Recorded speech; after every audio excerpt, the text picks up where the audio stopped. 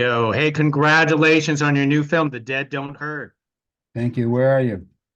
I'm here in California, in Clovis, California. So it's beautiful out over here, just outside Yosemite. Is it hot? It is very hot, most most definitely.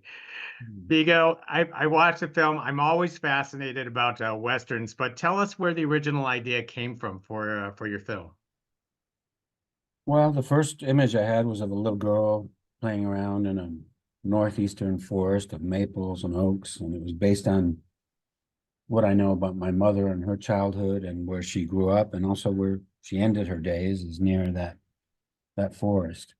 And we found a forest that looked just like it, just on the other side of the border from where she was from in Canada. And so I had this image of this little girl who's very free spirit, very independent minded, maybe a little mischievous, stubborn, very much her own person. And then she grows up to be, I was imagining, okay, a woman that was like that. That was a kind of real independent minded person. And then I thought, okay, where is this?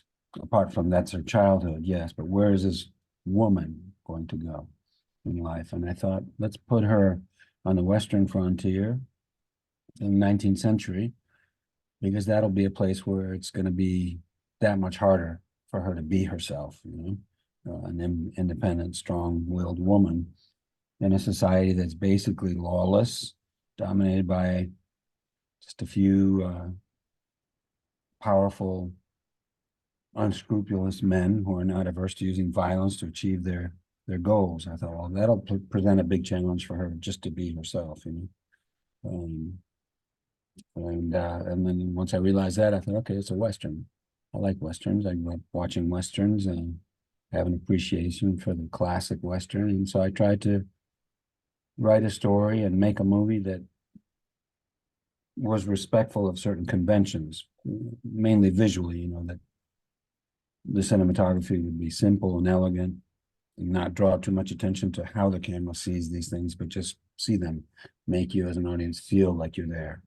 And then all the details, everything you see, whether it's clothing, architecture, interiors,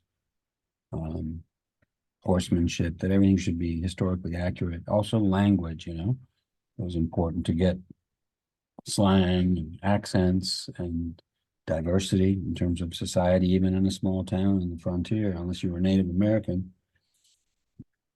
You came from lots of different places and sounded differently. You had different cultures. And so there's a cultural, racial, linguistic diversity to the story. So I tried to make it as real as we could in that regard. Like an old classic Western, the big difference being that obviously you have a woman as a central character. That's somewhat unusual.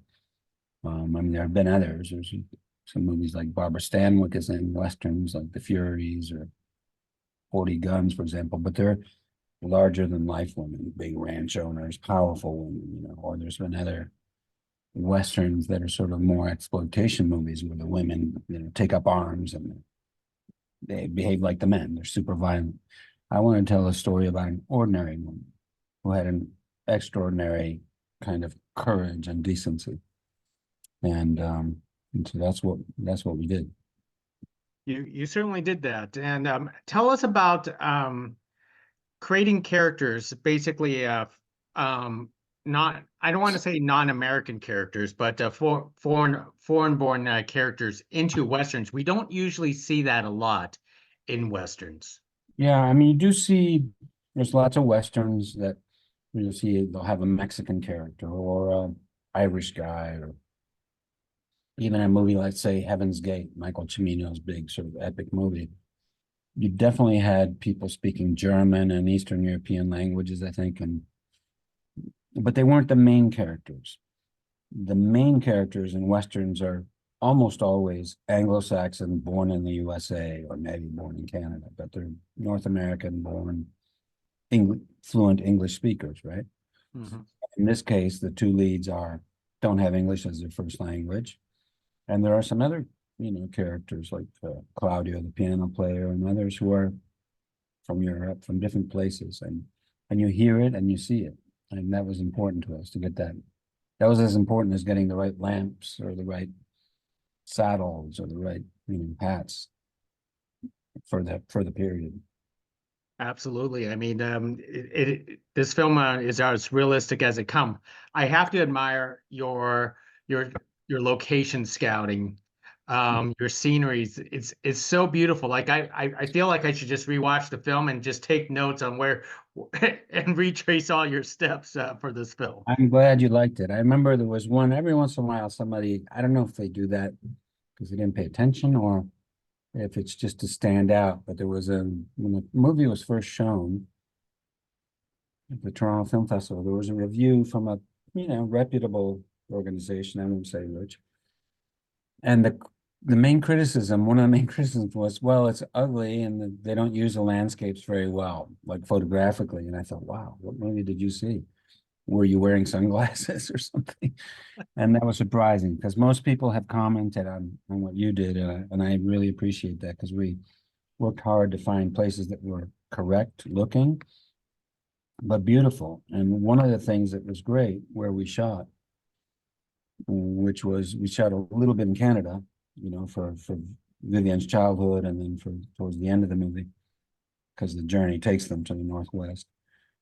But for most of the movie takes place in the Southwest, not that far from Mexico, right? And we found those locations in the state of Durango, Mexico. And what was great is that there were several places where when I was there with a location scout, I would say, wow, this is really amazing. There's several things we can shoot here, several scenes, and it's fantastic. So what movies have they shot here? Just Mexican ones or have they shot American ones? They go, no movies.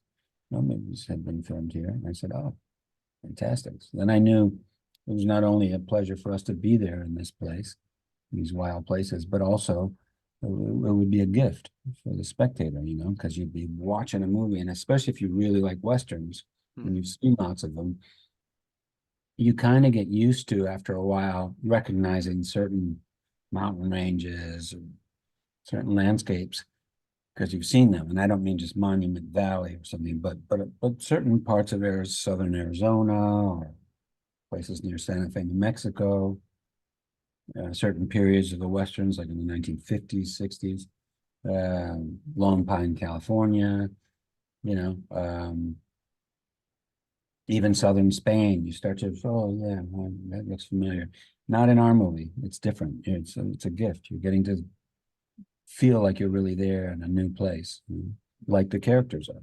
That's what they're going through, and the audience gets to travel with them in a way. Well said. Well, let me wrap it up with one last question with you. This is it. I believe this is, you could correct me if I'm wrong, this is your second movie that you actually directed. Is Yeah. it difficult to direct yourself in a film like this? Well, in a way, it's, in terms of the acting, it's easier in a funny way, or at least I think I'm more effective, because when you're directing a scene that you're in, you're doing what you should always do, but don't always do as an actor, which is to be completely present, moment to moment, because you don't have time to second guess yourself or be self-conscious, because you're looking at the person opposite you, listening, watching everything they do, and paying attention to everything around that person that's going to be on screen, the light, the objects. So you're like really living in the moment more than, say, if I'm just acting, I might say a line and think even as I continue the scene, whether the audience is aware of that or not, probably not. And I'm thinking, oh man, I didn't say that very well. Maybe the director will give me another take, even as I'm playing the scene. But when you're directing, you don't have time for that. You're just like fully there. So in that sense, it was okay. And I basically trusted what I was reacting to, in terms of directing myself. So I wasn't that worried about it. That's not hard. It does tire you more because you're doing more mental activity. So by the end of those days, I'd be tired. And I have to say, I particularly enjoyed all the days where I was only directing, because then I could just be on the set all the time. I didn't have to think about the costume I was wearing, or I was just really fully engaged in a different way. But it's not impossible to do. Thank you very much, Vigo. Thank you very much for speaking to us about The Dead Don't Hurt. A lot of people should check it out. It is already in theaters, so do definitely check it out. Thank you. There's by the way, the soundtrack is also out there now. The score, like the music for the movie, is out there on, I think it's Sony Milan Records, if anybody's interested. You see the movie and you like it, you get the extended versions of all the music. That's beautiful. Thank you very much. Thank you.